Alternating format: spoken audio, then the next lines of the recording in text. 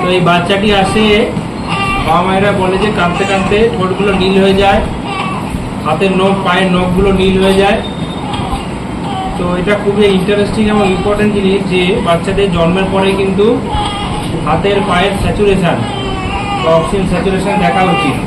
কারণটা কি, হার্টের মধ্যে যদি কোনো মিক্সিং লিশন থাকে, দূষিত রক্ত বিশুদ্ধ রক্ত মিক্স হয়ে যাচ্ছে, তাহলে কিন্তু এরকম ঘটনা ঘটে।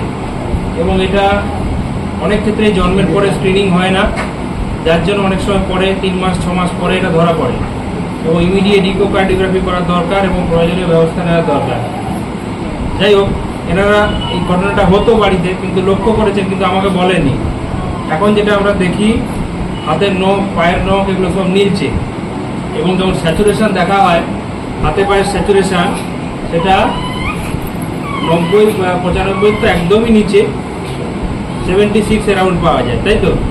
হাতে পায়ে 76-75 এরকম পাওয়া যায়। তো এই সমস্ত ক্ষেত্রে কিন্তু ইমিডিয়েট ইকোকার্ডিওগ্রাফি করতে হবে। এই দেখো ঠোঁটগুলো নীল হয়ে যাচ্ছে, বিশেষ করে কাটার সময় পায়ের পাতাগুলো, দেখো পায়ের পাতা। তো যেটা করতে হবে, ইমিডিয়েট ইকো করে নেক্সট উইক দেখাতে হবে।